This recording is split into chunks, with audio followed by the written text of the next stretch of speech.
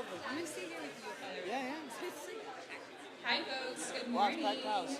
We are about to get started.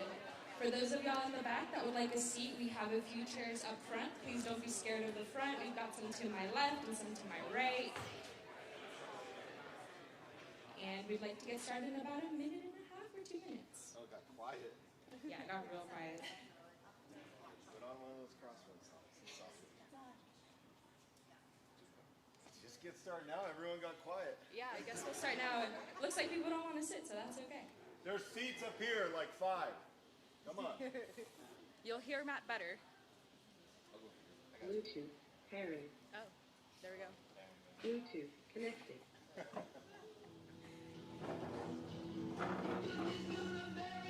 Just started. Yeah, we can start. That's a great song, though. Hello? Yeah, we'll start. It's fine. Okay.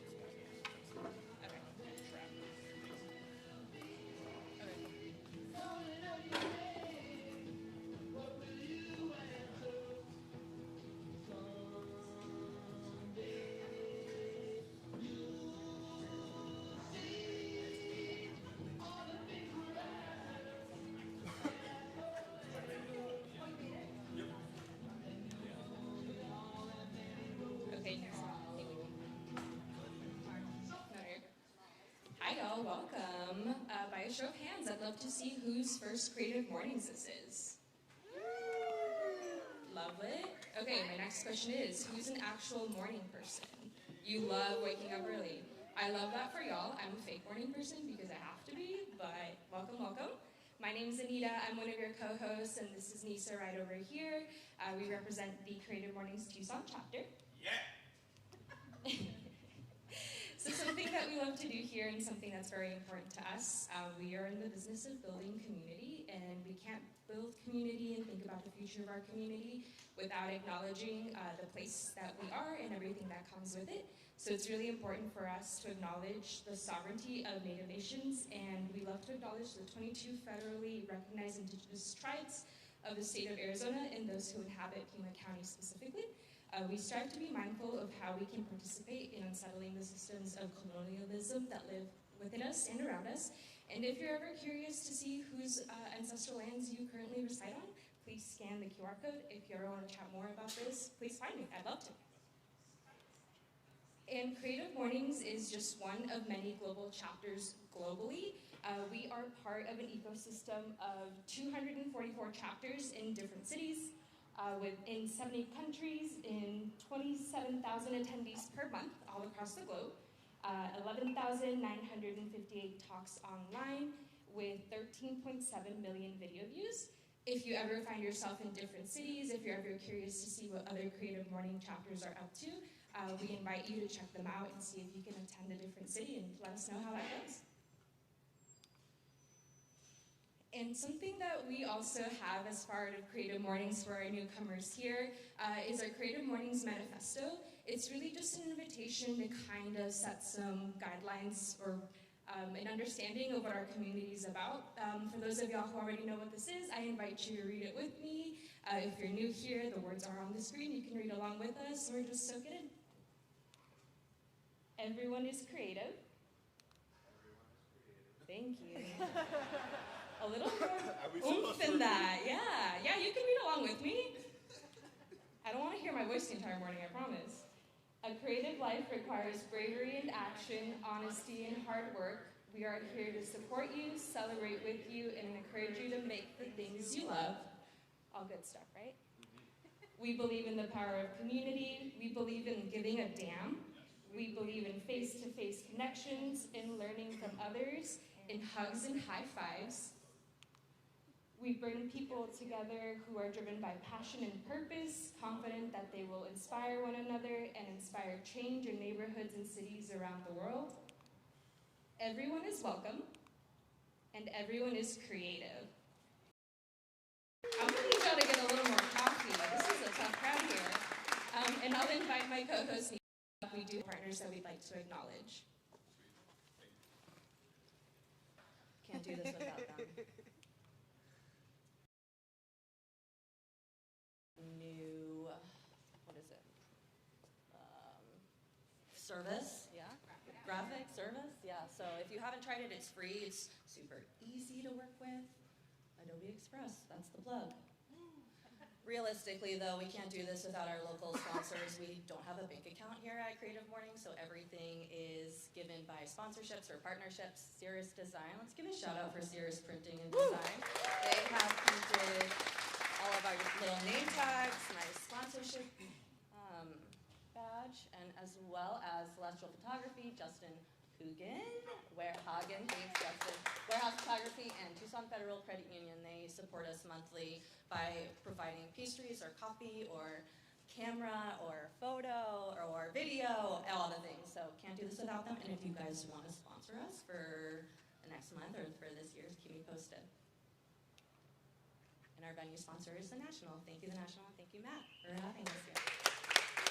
And like I said, we can't do this without our volunteer team, so let's give it out for our volunteer team here. We've got Fabian, Adrian, Jessica, Chelsea, Tina, Justin, Jeanette, Deanna, Nikki, and Rye. Can't do this without them monthly, so thank you. Thank you. Let's give them a shout out.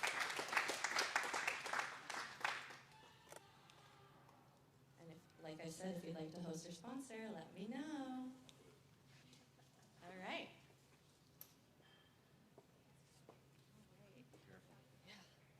And a little introduction to our theme of the month. We are April, and our theme is Crossroads. We have a monthly theme chosen by a chapter in one of our many global ecosystems. And then our headquarters writes a little beautiful blurb about that theme. So this theme was chosen by our Wrocław chapter in Poland, illustrated by Joanna Nieri, and is presented by Adobe. We all reach turning points in life that change the course of our destiny. Should you break up or give your relationship another chance, accept that job offer, or strike out on your own? What's the best way to go? Continue straight ahead or turn left? When you're faced with a crucial decision, there's no map that shows where the consequences lead, and sometimes you only recognize the crossroads when you see it in the rearview mirror. No wonder that in folklore and mythology, crossroads represents a gateway between our mortal coil and the supernatural realm, and an in-between place of transition where worlds collide and anything can happen next. Legend has it that the greatest blues guitarist in the world, Robert Johnson, met the devil at the crossroads of two dirt roads at midnight and struck a bargain to trade his everlasting soul for masterful skill. But there was no deal with the devil. In reality, he practiced like hell. So how do you decide which way to go next? Just pick what feels right because there's no wrong choice, only different journeys to where you're meant to be. So before we get to the man of the hour, I would love to introduce him for those of y'all who don't know him. Matt is born and raised in Tucson. He's dedicated 15 plus years in the entertainment and production industry. As the owner and executive producer of Ranch House Media, a full-scale production agency, he utilizes his expertise to bring creative visions and projects to fruition. Additionally, as a founding partner of Best Life Presents, Matt plays part in promoting over 150 concerts and multiple festivals of over 150 concerts and multiple festivals, I lost my place there, and major events annually throughout Arizona like VIVA PHX, TENWEST, Joy to the Polls, Pueblos Del Maiz, just to name a few. Committed to sustainable practices, he's also serves as a founding board member of the Development of Regenerative Yields, the Dry Cooperative. So it's my pleasure this morning to welcome up a dear friend, Matt Baquet. Wait, which one do I click?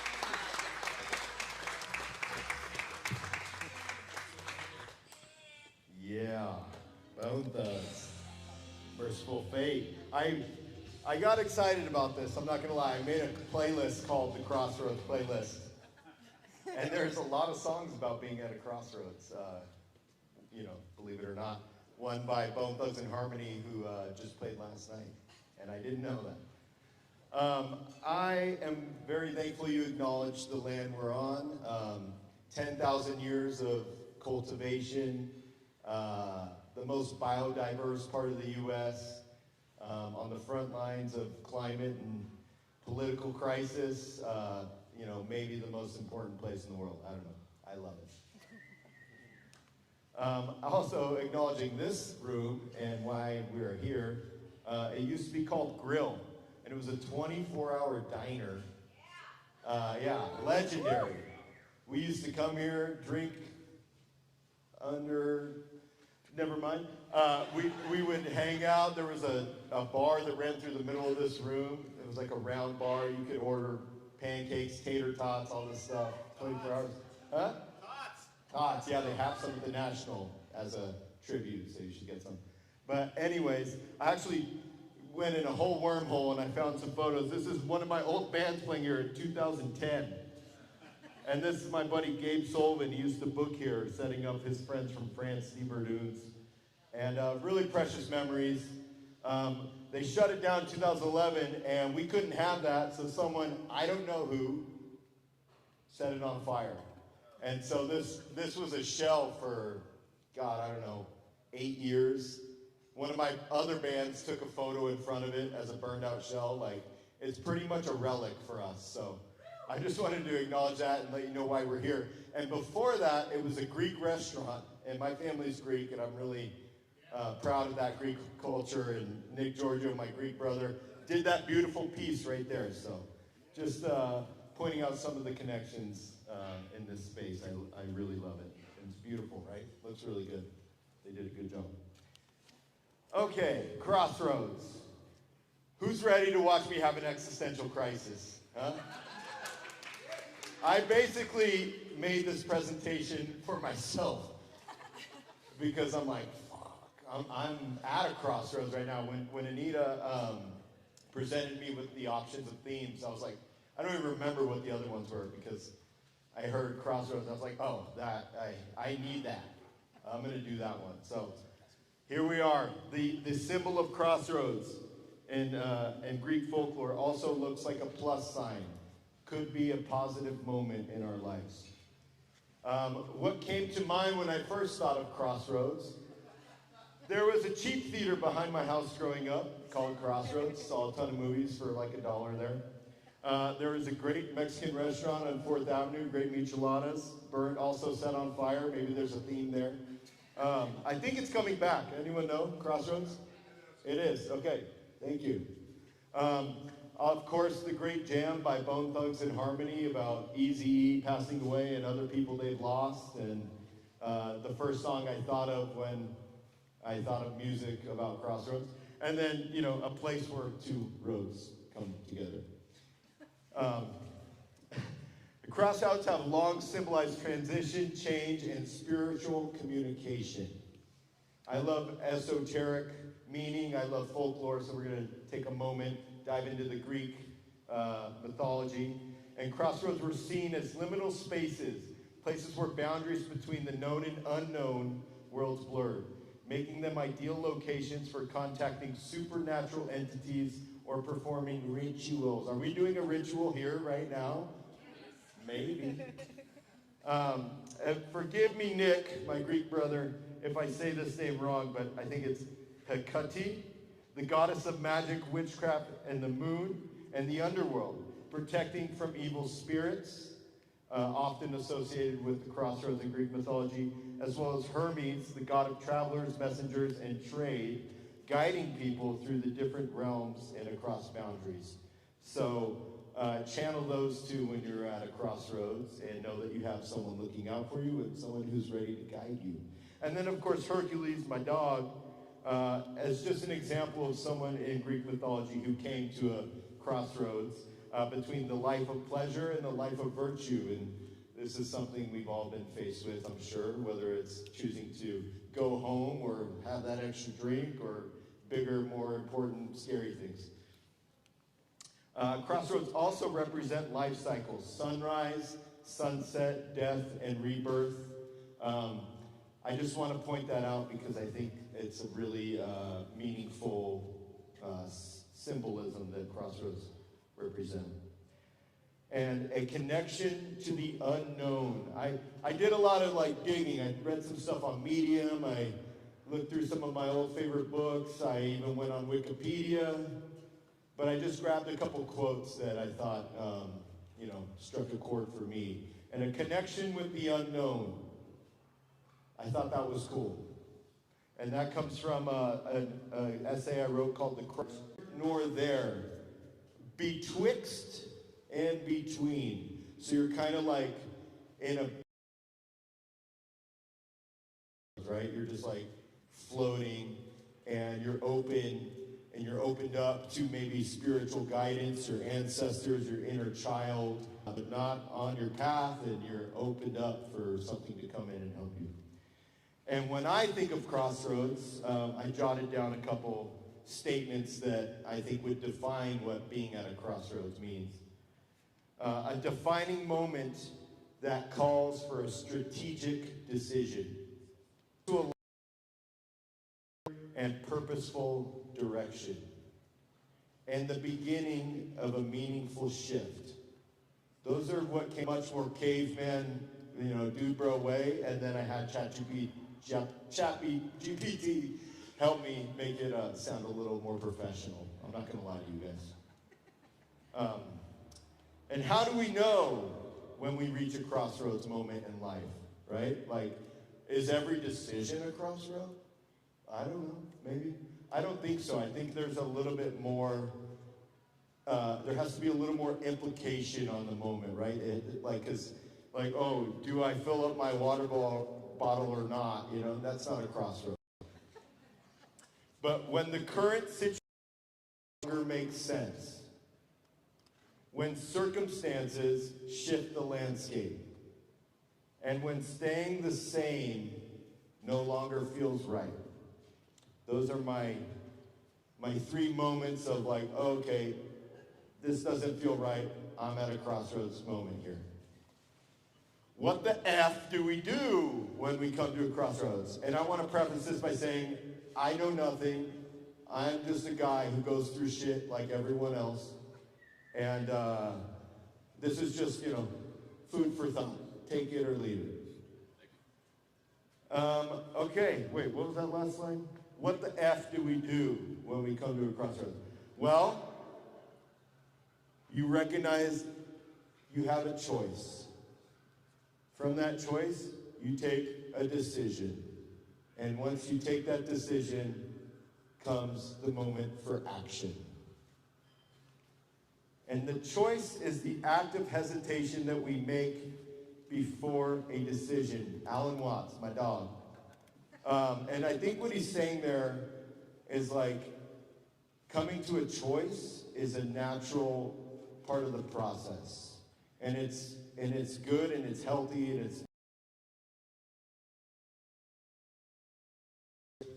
to reflect and to sit with your choices, because it's actually the foundation of what's to come, right? Like, once you make your choice, you're kind of locked in. At least I feel that way. So I think that was important, and I love Alan Watts, and he's pretty wise, and I think to recognize that the choice, it's okay to sit with it for a second, to take a moment with your choice. I wish I did it more. I'm pretty impulsive, so this is, again, I'm talking to myself up here because I need this right now. And then after that, another quote that I actually only wrote some up there, but I got more here. Nature leads you to this place as part of your development. Despite the direction you choose, you'll benefit by either elevating to the next level or learning lessons that will aid your development down the road.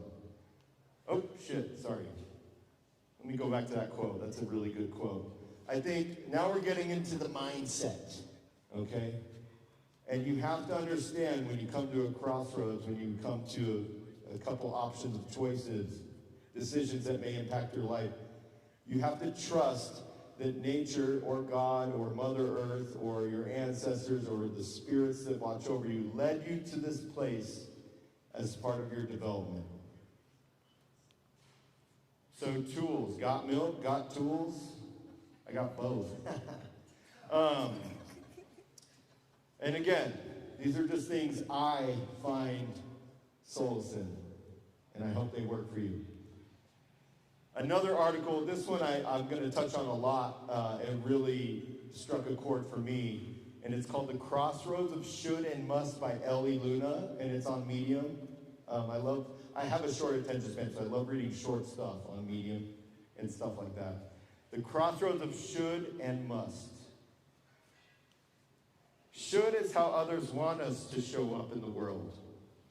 How we're supposed to think, what we ought to say, what we should or should not do. It's the vast array of expectations that others layer upon us. When we choose should, the journey is smooth, the risk is small. And it's not to say that choosing should is not right. Sometimes it is the right thing to do. And I've definitely been in a moment where I'm like, I should do this. I don't want to do this, but I should do this. It's the right thing to do. And, you know, it's going to get me from point A to point B. Must is different. There aren't options. We don't have a choice. Taking away that choice moment there. Must is who we are, what we believe, and what we do when we are alone with our truest, most authentic self. It's our instincts, our cravings and longings, the things and places and ideas we burn for, the intuition that swells up from somewhere deep inside of us. Must is what happens when we stop conforming to other people's ideals and start connecting to our own. Because we choose must, we are no longer looking for inspiration out there. Instead, we are listening to our calling from within, from some luminous, mysterious place. So now we're going back to the folklore, right? You're in this place between the physical and the spiritual world. And you're opened up. And sometimes, I don't think every time you come to a crossroads this happens, but sometimes there's a fire that ignites inside of you. And I think it's extremely important to be ready for that and to pay attention to it and to listen to it. Because that could be God or your ancestors or your inner child or all of them joined together, lighting a fire inside you to tell you, you need to do this, you must do this, you must take this path. And sometimes it's scary, and sometimes it's like imposter syndrome, you're facing fears of failure, you're facing all these things. But if that fire is burning inside, and you're at this moment between the world and the spiritual realm, and the spirits are trying to guide you on that path, you have to trust that, and you must take that path. And I think that's what a lot of the folklore is about. And I think that's why this article, The Crossroads of Should and Must, impacted me so much, because I feel like I'm at that moment right now where I'm like, oh, I don't want to do some of this shit. I'm going to stop doing it. And I want to do stuff that lights my fire. And I don't know exactly how that's going to pay the bills, but I need to do it. I must do it. That's what my insights tell me. And to some more literal business stuff, I'm a serial entrepreneur. I hate that term, but I might be one because I just can't stop taking risks and doing business. So my partner Dan, who's at his mom with Denny's right now, he couldn't make it, but he gets enough of my shit every day. But we came up with this at Best Light Presents. We do a lot of concerts. We're approached by a lot of agents and artists. And they're like, hey, we need you to do this show for us. And we're like, oh, okay, cool. This band for sure has nobody who follows them in Tucson. Or this band's huge, you know. They're all, every instance is different. No booking is the same. It's a very chaotic business.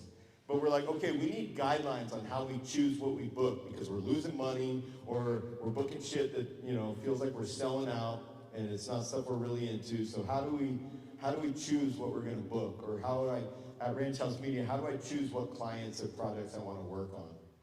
And so we made this little circle chart. And we have to check at least 2 of these circles to take the project on. And whenever we're coming to a question, a moment of question, we reference this chart. And we do it a lot, and it's become a really useful tool, at least in our business. And one of these circles says, art or mission we believe in. One of them says, building relationships, you know, a relationship we want to foster. And one is profitable. We don't check that one that much. But anyways, we have to check at least 2 and end up in one of these sweet spots. It looks like the band POD, if you remember them. It looks like their album cover. And I think it's like a Holy Trinity type thing. But we have to end up in one of these spots. And if we end up right here, this is really important, guys. I like to call this the hell yeah zone.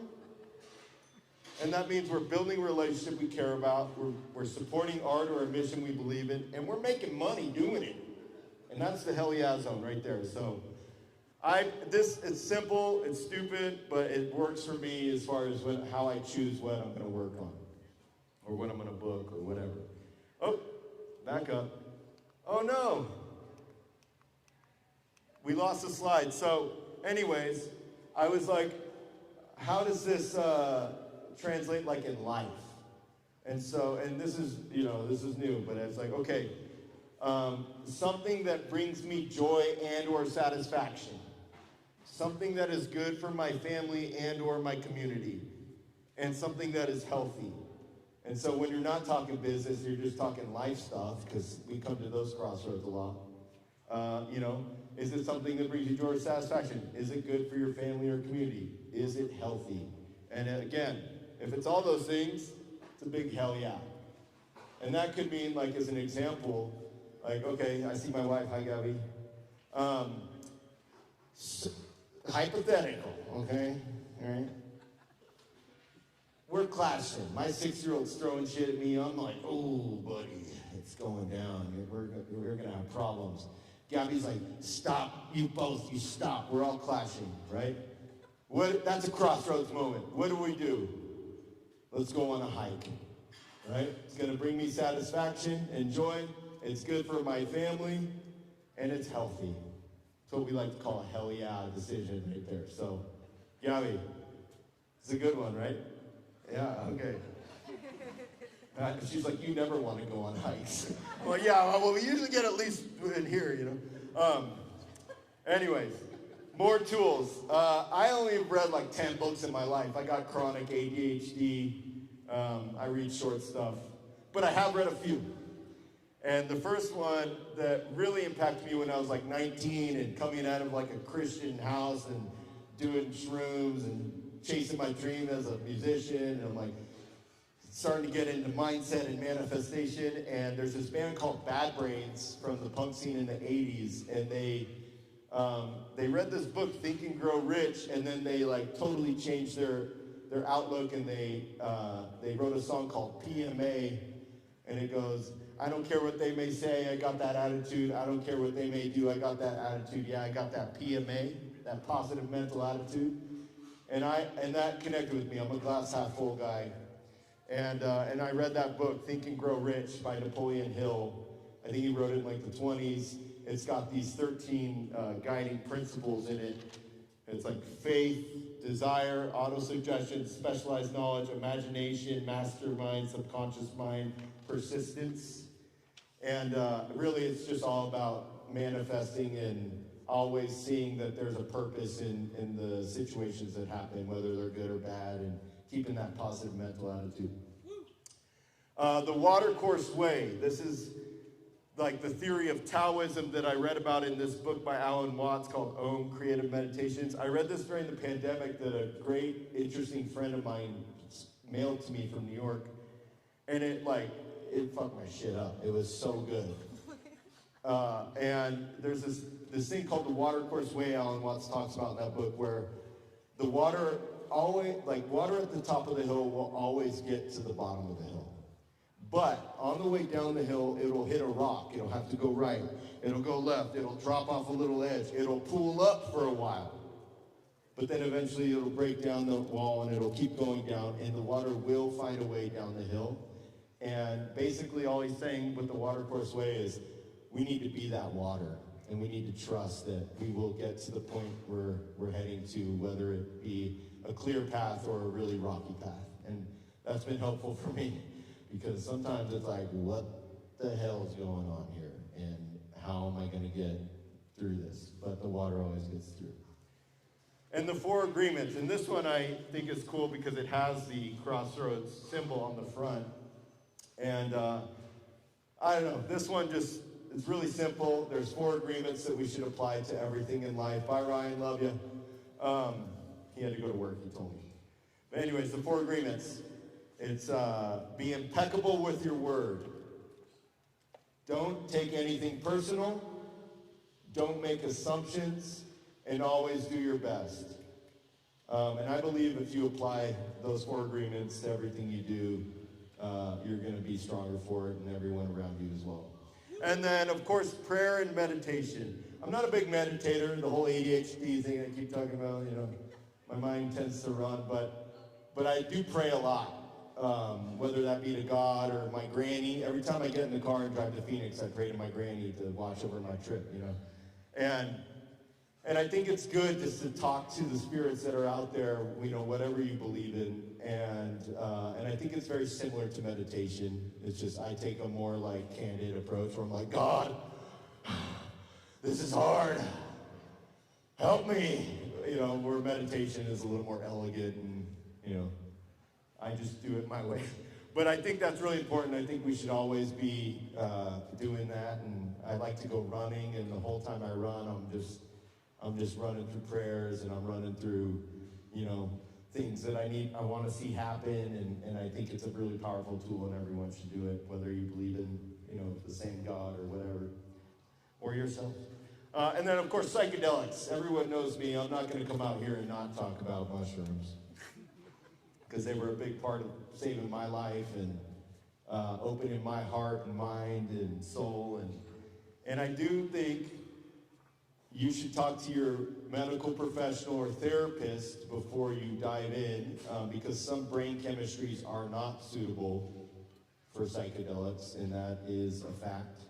But if you are open and willing, and your medical professional says, hey, yeah, go for it, buddy, or you can come do it with me, I think that they strip away a lot of the bullshit in this world, the superficial stuff that's weighing down on us at all times, and it helps you, you know, find your inner truth and connect with your old, you know, child self and your ancestors. And I found a lot of answers on those things right there. Love them. Got them tatted on me even.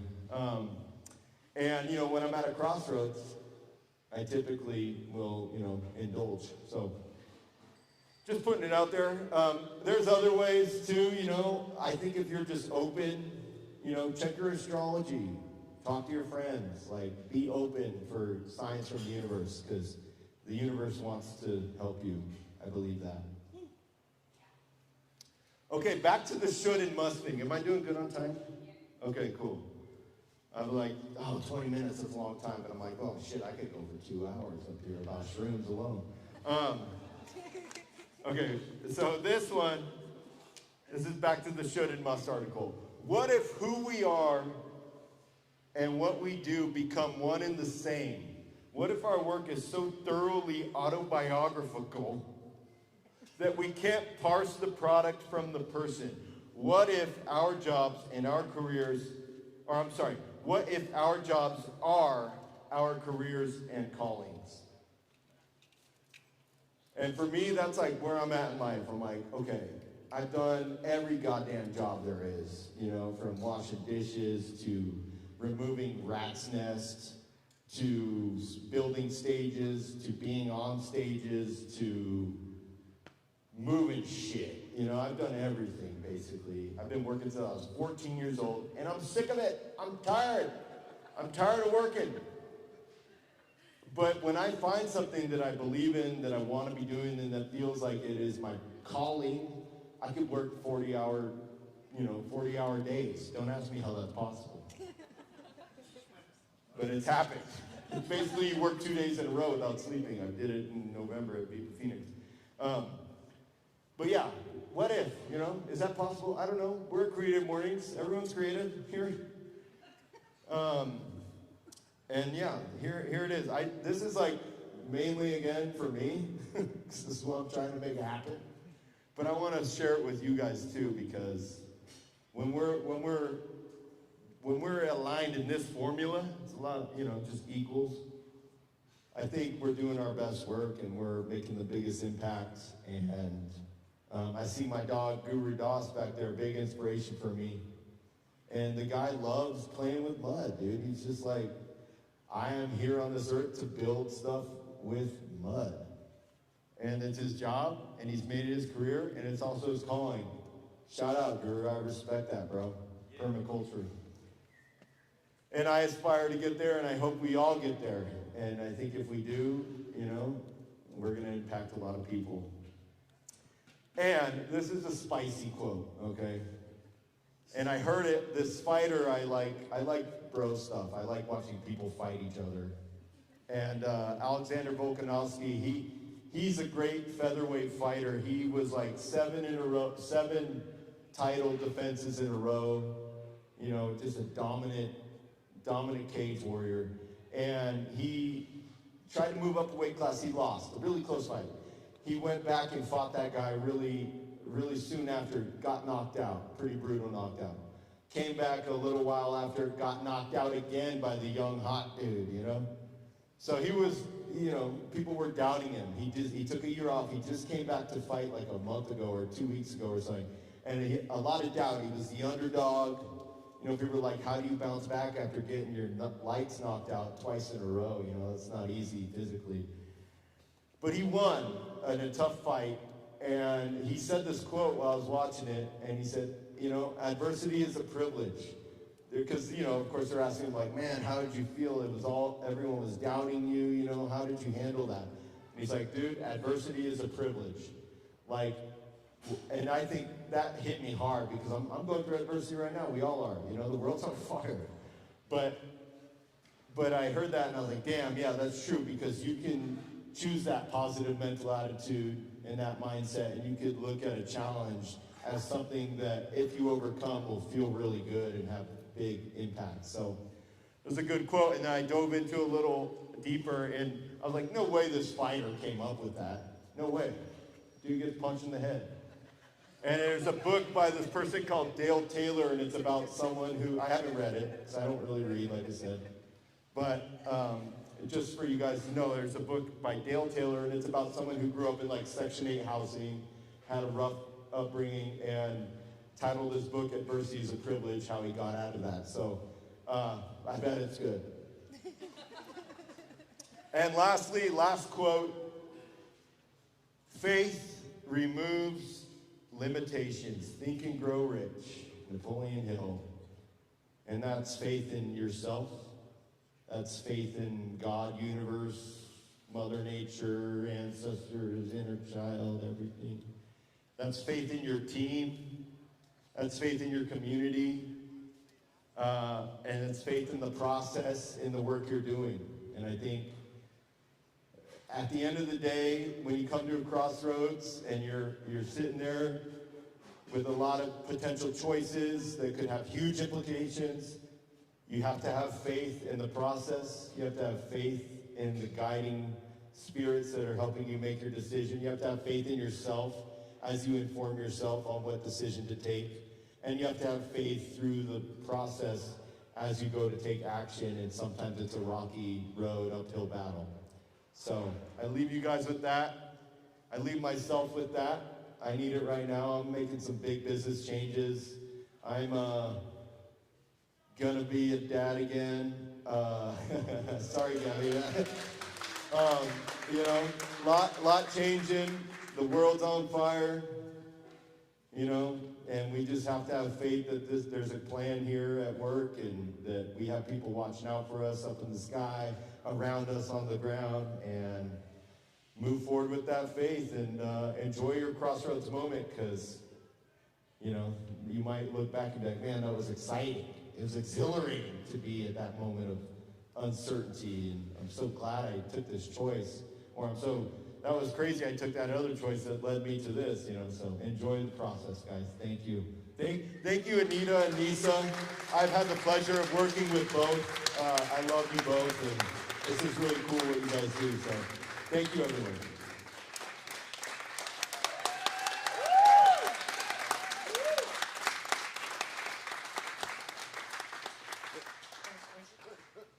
And if we learned anything today, is Bad Brains gets too far with that PMA.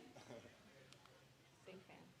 We're going to launch into the Q&A. I'm going to ask the first question. We'll take hands as they come in, and then I will hand it over to my co-host Nisa as well to select the people that will speak. My question to you, Matt, is in all of your crossroads and, you know, they're kind of cyclical, at least they have been for me, right? You go through a period of time where you find yourself at the crossroads again. What is something that you tell yourself when you kind of feel that particular moment of time coming on? I mean, we know this talk was also for you and for all of us as well, but just something, that comes to mind. The question is, when I get to a crossroads, what do I tell myself? Buckle up, buddy. No, I mean, I just kind of sit with it, and I immediately am like, okay, God, okay, Granny, what are we gonna do here, And oftentimes I kind of move quickly with my decisions, but I'm trying to learn as I get older to sit with it, and this was a big, a nice nudge toward that philosophy or that practice, and does that answer work? Yeah. And we'll take hands now if anyone in the audience has a question. I'm sure some of y'all do, even if it's not related to the talk.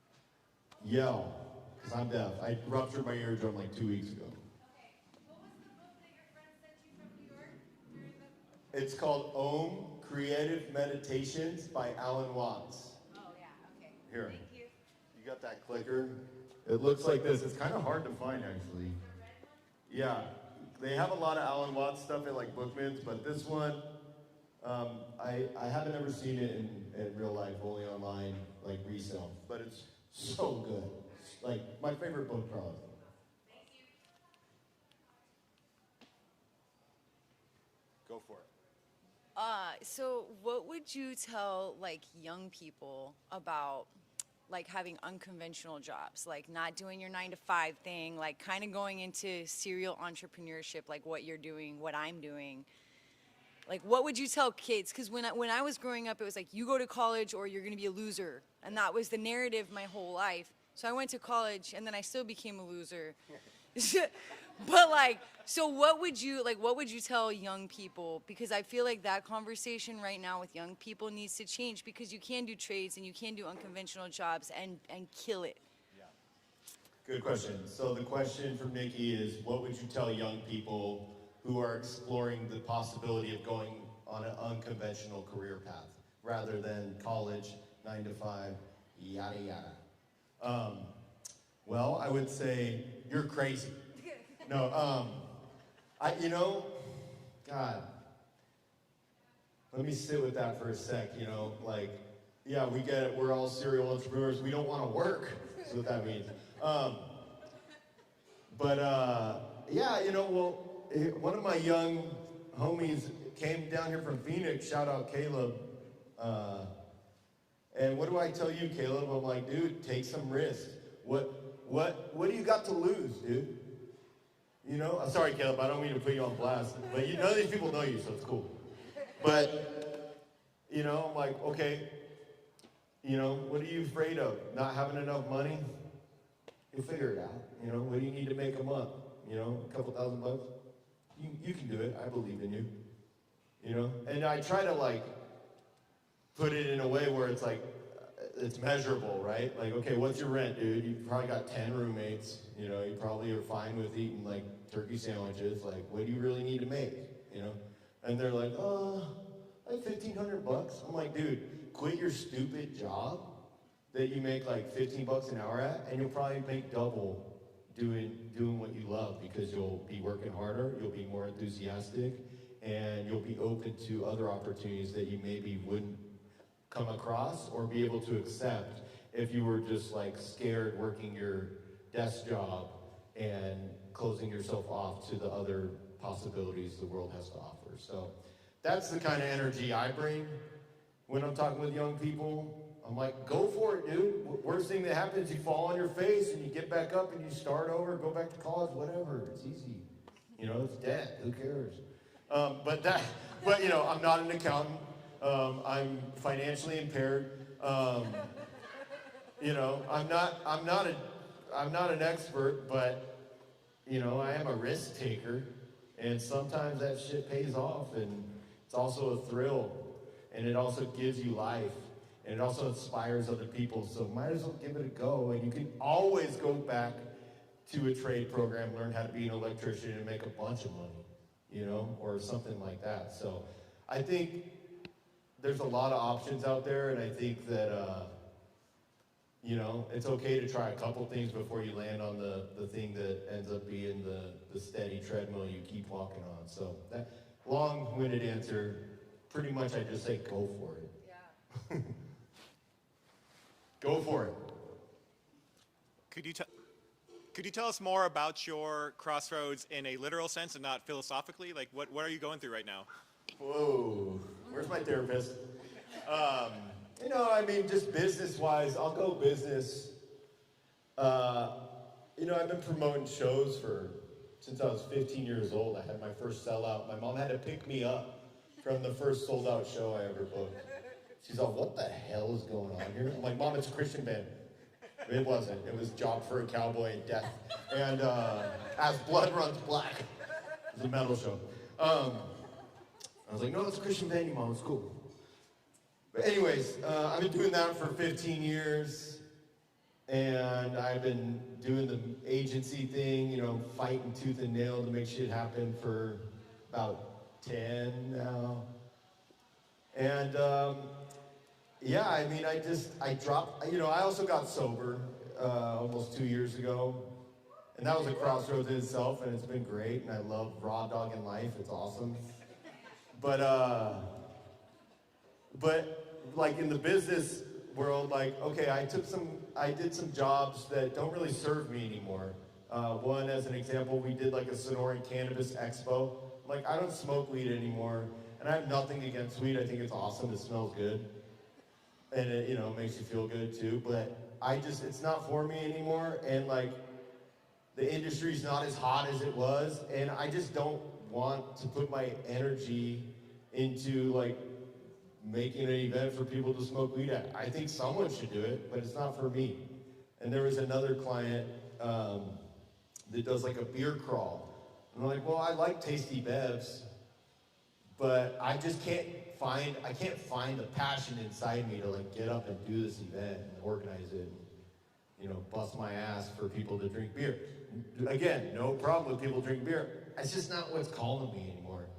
So recently I let go of a few of those contracts or obligations or projects, whatever, and have said no to a few also that just weren't exciting me. And it's scary because I don't know what the hell I'm gonna do this summer to make money necessarily. I mean, I have some stuff cooking, but I basically am like, I'd rather choose the unknown, the path of the unknown, and have faith and trust, and, you know, do some other things like redo our website and try to solicit some business that we want to do, rather than take these jobs that are just going to burn me out. Because I've been burnt out, and it sucks for all the people around me, and I'm not doing my best work, and it's just not good. So that's a literal crossroads where I'm letting go of some work to hopefully open up capacity for some new work that is going to light me up and, you know, put money in everyone who I work with pocket and just give us something to be proud of. And yeah, if you guys need anything, you know, hit us up. No, I'm just kidding. You'll find us if you want us. We got time for one more. Kayla, what's up? What's up, dude? Do you have like a golden rule when it comes to like coming to these crossroads and making a choice, decision, and action? I mean, I can send you these slides. He asked if I have a golden rule.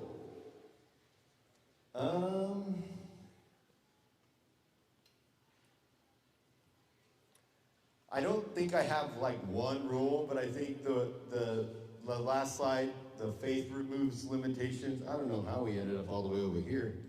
But I think when I come to a crossroads,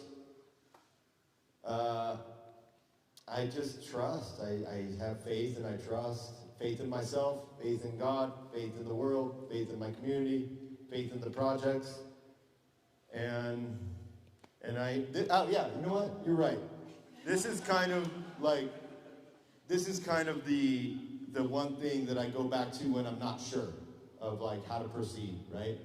And I think Caleb, for you in particular, you know, you're doing shows.